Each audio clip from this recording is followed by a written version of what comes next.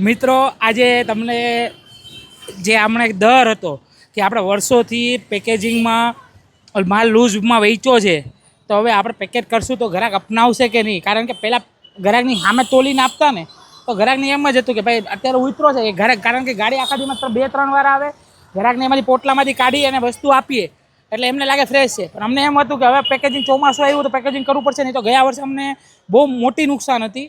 તો અમે આ વખતે પેકેજિંગ ચાલુ કર્યું તો અમને મનમાં ડર હતો કે ગ્રાહક અપનાવશે કે નહીં અપનાવશે, પણ તમારા લોકોના પ્રેમ, આશીર્વાદ અને તમારા એવા વિશ્વાસથી કે નહીં, ભોલેજીમાં જે મળશે એ વસ્તુ સારી જ મળશે. આ જોવો તમે, ગોડાઉન ફૂલ છે, બહાર મૂકવું પડે છે. હવે આ માલ રાતના અત્યારે કેટલા વાગ્યા છે?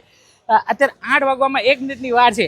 રાતના 9:30 વાગ્યા સુધીમાં આ પોર્શન એટલો વેચાઈ જવાનો છે, એટલે આ માલ લાગી જાય છે. ખાડા ખાલી ગોળા પડ્યા છે ને એની અંદર. હવે ધીમે ધીમે કરીને ગ્રાહક આને બી પસંદ કરવા માંડ્યા છે. આપણે લૂઝ બી રાખીએ છીએ. જે વસ્તુ ગ્રાહકની ફૂલ ડિમાન્ડ હોય કે આપણી પાસે આજે સ્ટોકમાં પેકેજિંગ નથી થયું, તો આપણે એટલું અત્યારે એટલી ગ્રાહકની ડિમાન્ડ છે ને કે જેમ કે ભાવનગરી કાંઠે અહીં લૂઝમાં બી છે અને અહીંયા પેકિંગમાં બી છે. પણ હા, અમે લૂઝ હું કામ રાખીએ છીએ સાથે, કારણ કે વहाँ છોકરાઓમાં લિમિટેડ છે પેક કરવાવાળા. તો જે 50 કિલો જેમ કે જોતા હોય તો 40 કિલો પેક થાય, 10 કિલોનો એક છોકરો હારવા પોટલું મૂકી દે, એટલે કોઈ ગ્રાહક લૂઝમાં બી હોય ને તો વેચવા થાય.